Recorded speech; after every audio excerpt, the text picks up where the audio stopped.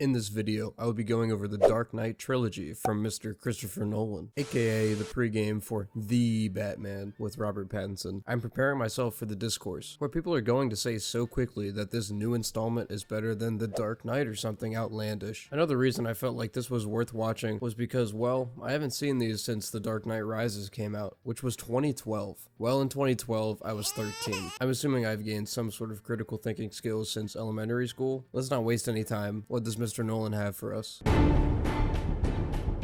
This was easily the movie I remember the least about. I had no memory of who the villain was, what the threat was, and I enjoyed this introduction a lot more than I expected. If you've ever talked to me, you know how much I hate kid acting in films, and how quick I am to roast a kid. The kid acting here was pretty above average, and I thought the dialogue written for the kid was natural, realistic, grounded, and never was just a shortcut for the script to extort information. Another detail I noticed quickly was the pacing and editing was engaging and snappy. This scene of Bruce escaping the League of Shadows is kind of ridiculous, and there are just explosions everywhere. It's a bit over the top, but I'm still having a blast for it just being an origin story. Hans Zimmer provides a great score throughout these 3 films. Okay, quick note, I'm pretty sure they say the word fear in this movie over 100 times. Fear against those who prey on the fearful.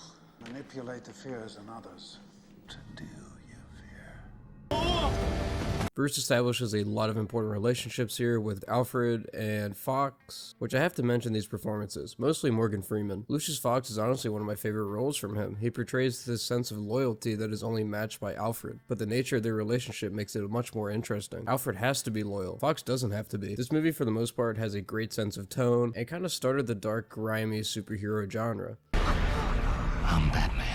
Which is a good thing and a bad thing. Easily the silliest part of this film is when they drug people. This is apparently what they see. Like, come on, this is a little too much for a comic book movie. Lighten up a bit. I would give this movie about a 7 out of 10. At the end of the day, it still feels like a setup movie for this beast. There is one word that comes to mind here. Iconic. But again, it's been a long ass time for me since I've last seen it. Will it hold up? Yeah, obviously I wasn't predicting this to be any worse than what I remembered. This was a pretty god tier movie. I wish I could provide a unique perspective that hasn't been said a million times in the last decade. The bank scene set the tone early and had some great editing. This flows so well. I always thought it was hilarious. This guy is just willing to go Rambo for his job. Like, bro, don't be a bootlicker for the bank. If that was me, I'd let him take it all. There's a problem that truly does fully develop in this film, though. Batman's voice. Where are we? I know, an incredibly stupid criticism, but holy moly, is it so laughable at times. Later in the series, I love how he keeps his voice even when people that he's talking to knows his identity. Sure, the voice is kind of iconic at this point, but yeah, it gets a little annoying. Not as annoying as somebody else's voice. There's an insanely silly courtroom scene. You get every meme about Law and Order here. Defendant making everybody laugh, a gun gets pulled, and Harvey Dent just takes a whack at him. How the hell does this guy bring a gun into a courtroom anyways? Especially if he's been locked up. I understand a big theme of this series is you can't trust anyone and any group of cops could be bought out. We should probably talk about the Joker, right? Is it not the greatest single instance of a show stealer in recent memory? I don't want to dive into the nuances of his performance because, come on, we've heard it for the last decade. It's an awesome performance. Perfect, I'd say. That's a 10. I absolutely love his chemistry with Michael J. White in the beginning of this movie with all these hostile scenes. By far the funniest moment in this movie is to me when Harvey Dent can't tell it's the Joker here until he takes off this mask. That's another thing I forgot to say about these movies. They're legitimately funny at times. Of course, there's kind of cheesy one-liners here and there, but for the most part, the laughs are pretty well earned. One thing I enjoyed about these first 2 films is the writing is pretty tight and laced with themes. And this one is about chance and fairness, hence Harvey's coin. Another funny thing is they just replaced Katie Holmes with Maggie Gyllenhaal here. Don't get me wrong, she's a much better actress. It's kind of hard to buy at first just because she was such a big character in the first film. Look man, it's The Dark Knight, a literal instant classic. You don't need some dude's opinion on it in the year 2022. It's about a strong 8 for me. Let's get to the funny one. Yeah, this is just a whole lot of goofy. Feels like a completely different writing crew. We get easily the worst dialogue in the entire series. If I pull that off, will you die? It would be extremely painful. Prepare yourselves. My father's work is done. Keep some pressure on that, sweetheart. Call me? Yeah, that brother's starving. So much of this is just so cringe. No one cared who I was till I put on the mask.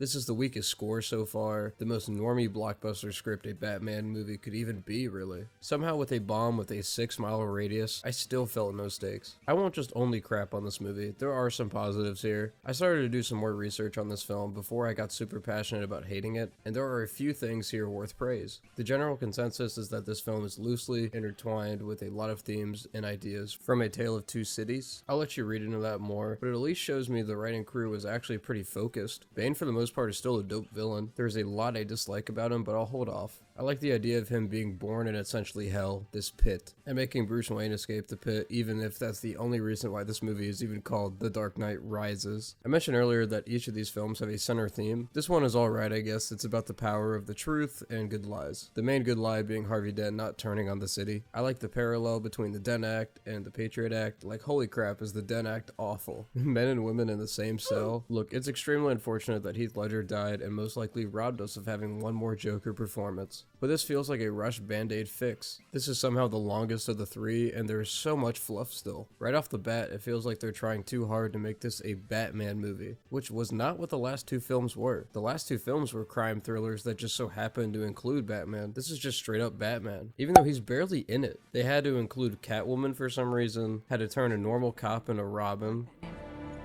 Robin. I know nothing about the comics, but I'm pretty sure Robin isn't called Robin just because of his name. Who? I also don't care about the comics. Bane should not be that easy to beat. In the final fight, which is just a basic big brawl, Batman just fucks with his face and it's an easy I hate the twist that Tate is helping Bane because honestly it was so obvious. 2 conversations and he's willing to do whatever for her. It develops so quickly. Look, I'm sorry, the main problem I have with this movie is easily Bane's voice. Do you feel in charge? Of course. Crashing displayed. I can't take it seriously, and it's technically done so poorly. It's so hard to just swallow how it sounds. It's so overwhelming. Not only is it goofy, but it's like he's talking directly into the boom mic at all times. They expect one of us in the wreckage, brother. Have we started the fire? Yes.